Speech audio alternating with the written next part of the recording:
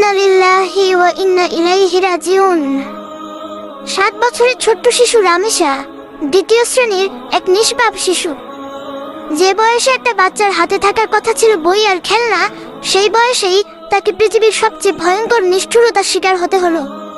অভিযোগ উঠেছে পাশের ফ্ল্যাটের এক দম্পতি নির্দয়ভাবে শিশুটিকে ধর্ষণের পর হত্যা করেছে। আর সবচেয়ে ভয়ঙ্কর বিষয় হলো এই নৃশংসতায় স্ত্রী ও স্বামীকে সাহায্য করেছে। ভাবুন তো একবার, যে মুহূর্তে ছোট্ট রামেশার উপর অত্যাচার চলছিল, ঠিক সেই সময় তার মা ফ্ল্যাটের বাইরে দাঁড়িয়ে মেয়ের জুতা দেখে দরজায় ডাকাডাকি করছিলেন। একজন মা হয়তো তখনও আশা করছিলেন আমার মেয়েটা দরজা খুলে বের হবে, কিন্তু তিনি জানতেন না তার বুকের ধনটা ঠিক তখন মৃত্যুর সাথে লড়াই করছে।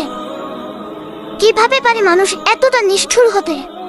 কিভাবে পারে একটা নিষ্পাপ শিশুর কান্না শুনেও তাদের হৃদয় কাঁপে না? আজ সমাজে মানুষ আছে, কিন্তু মানবতা ধীরে ধীরে হারিয়ে যাচ্ছে। আল্লাহর ভয় চলে গেলে মানুষ পশুর চেয়েও ভয়ঙ্কর হয়ে যায়। রাসূল সাল্লাল্লাহু আলাইহি ওয়াসাল্লাম বলেছেন, যে দয়া করে না তার প্রতি দয়া করা হয় না। সহিহ আল বুখারী। আজ ছোট্ট রামেশা নেই, কিন্তু তার নিষ্পাপ মুখটা হয়তো সারা জীবন আমাদের বিবেককে কাঁদাবে।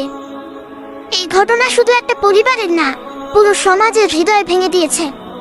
আমরা উন্নতির কথা বলি, সভ্যতার কথা বলি, কিন্তু যদি শিশু নিরাপদ না থাকে, তাহলে সেই সমাজ কখনো সভ্য হতে পারে না।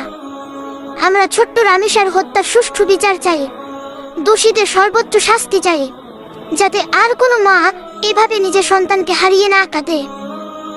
হে আল্লাহ, ছোট্ট রামেশাকে জান্নাতুল ফিরদাউস দান করুন, তার পরিবারকে ধৈর্য দিন, আর আমাদের সমাজকে এমন অন্ধকার ও নিষ্ঠুরতা থেকে হেফাজত করুন।